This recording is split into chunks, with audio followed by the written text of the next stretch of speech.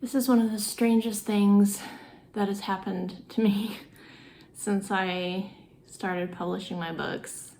I'm getting ready to go to an event tonight. It is a literary awards ceremony and dinner.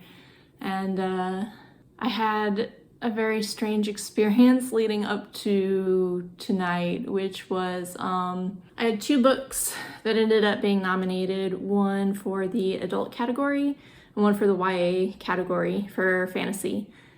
And I had pretty much given up on hearing anything back. I assumed that I wasn't a finalist because we passed the date that last year I had learned that 𝗓𝗏𝗧𝗏 was one of the finalist titles. So the day that I texted my sister and told her that I guessed I was not one of the finalists this year, I got a phone call from the organizer saying that they had split the YA category from like one big YA category to having several subgenre categories, and he needed written permission from me to move mine into the YA fantasy specific category. He had apparently sent me an email, and because Gmail has changed so much for like their domain authentication this year, I never got the email. So he ended up tracking me down and calling me to make sure that I could send in the written permission verifying that my book was in fact YA fantasy and was appropriate to include in that category. So after he went through the trouble of calling me, I was like, well, maybe I'm still in the running after all. And he ended up confirming through email.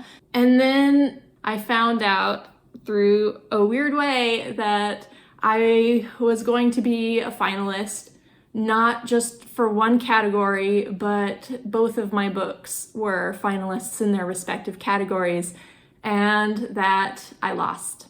So how did this happen? How did I find out that I lost before they even announced the finalists and let people know that they were finalists? Well, it's because as part of the awards proceedings, the books that make it to the finalist round, they order copies of each finalist book and they distribute them as free gifts to local library patrons, which is really cool. Since I already made it this far one time with 𝗓𝗏𝗧𝗏 last year, I knew that they order 5 copies of the losing books and 10 copies of the winning books to give away to library patrons. Also, unfortunately for me, I sell most of my paperbacks through my own storefront, and I don't think they realized that I would see the order.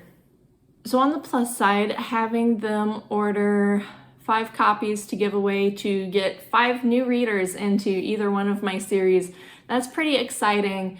But it was also a little bit devastating to learn before I even knew that I had made it to the end that I had lost.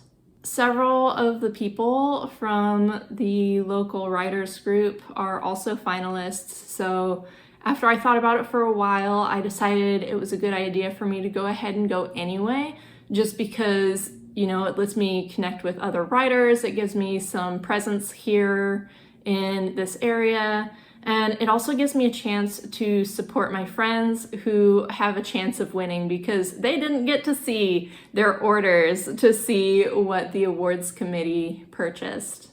But that said, I've still been very anxious today because I know it's going to be really stressful going to this, even knowing that I'm already one of the losers, which is not fun to say. It's like I can go having no expectations, but it still stings just a little bit that I didn't make it all the way to the end.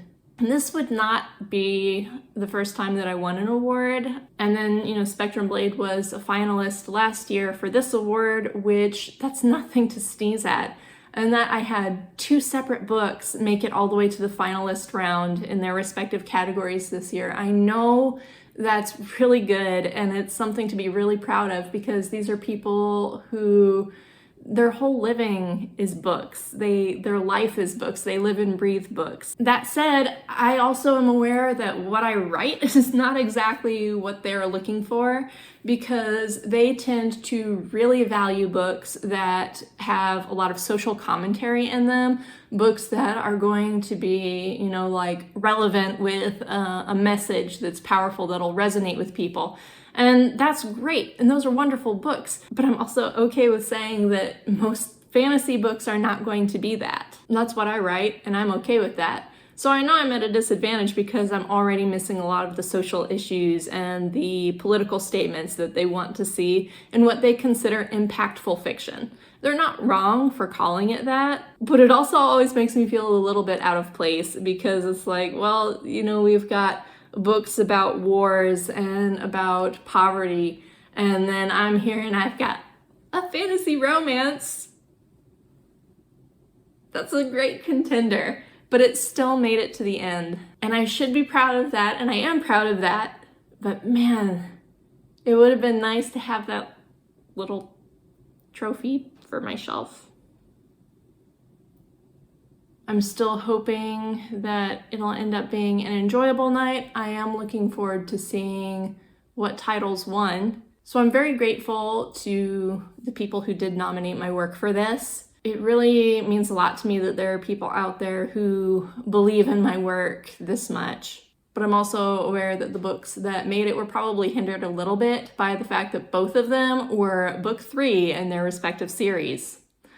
One of them is more of a standalone, The Artificer's Wife, you can pick up and read by itself, so I wasn't super worried about that one. But Paragon of Water really does not stand on its own very well. It tells its own story, it has its own arc from beginning to end, but it's very much the third piece of an epic fantasy puzzle. Not really something that you can pick up and read by itself without already being familiar with the world. But yeah, that's been my day, and I gotta go pick up my little one, and we're gonna have something to eat, and then I will get dressed and we will go to the awards ceremony and find out who the winners are. Maybe I'll have better luck next year. So I went to the awards last night, and there were a lot of people there that I knew.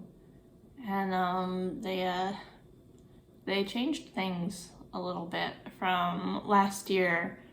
There were a lot more categories this year.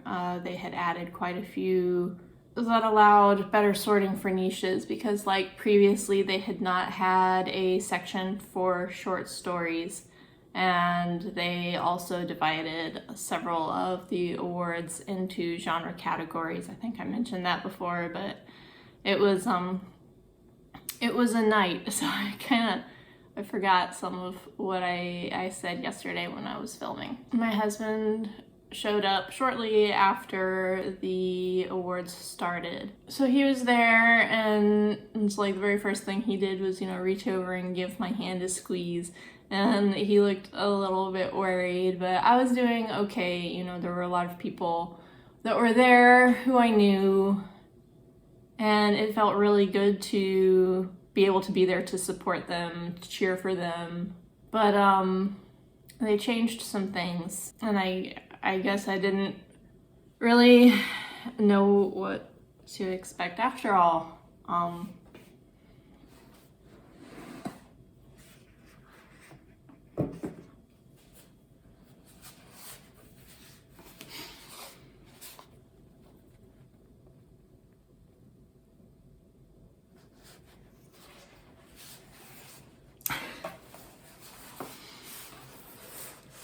So, in addition to the really pretty award, that it's shaped like a book, and I'm not gonna get it out right now because I don't want to smudge it. It's so pretty. But in addition to the very pretty trophy, I won money that is going to make it easy to pay for the next cover for the next book in this series. And the part that I think I am the most excited about is that part of the prize is that the library is now going to include that book, and I guess that series, because it wouldn't make sense for them to stock only the third book in the series. They're going to add it to the library catalog, and that's just this library district, but this is a really big district, and the library services almost 1 million people. That's a lot of people. Getting books into the library is such a big deal for indie authors because, especially in big city libraries like this, it can be very difficult to get them to take on your books. And just the idea that it's going to put my work at the fingertips of so many more people is so exciting. I have worked so hard on this series, and I kind of can't believe it. So I did not make my word count goal for yesterday, writing for the book that I'm currently working on. And I really wanted to have it done by the end of the month, but this was a really big win for me. And considering how many things are going on in the next week with like school meetings and doctor appointments, I think I have decided that I'm just going to slow it down a little bit so that I can really give this book my attention and make sure that it's, you know, just the absolute best first draft that I can make, because I know they always say that the magic happens in editing, but I will feel so much better about this book if I can get a lot of the big things right the first time. In about 2 weeks, I will have a table at the library for their big book event, so I'll get to do a book signing. Instead of trying to write the next book, I think that's a good reminder that I need to pull back a little bit and take a minute to really focus on this one and kind of savor this victory.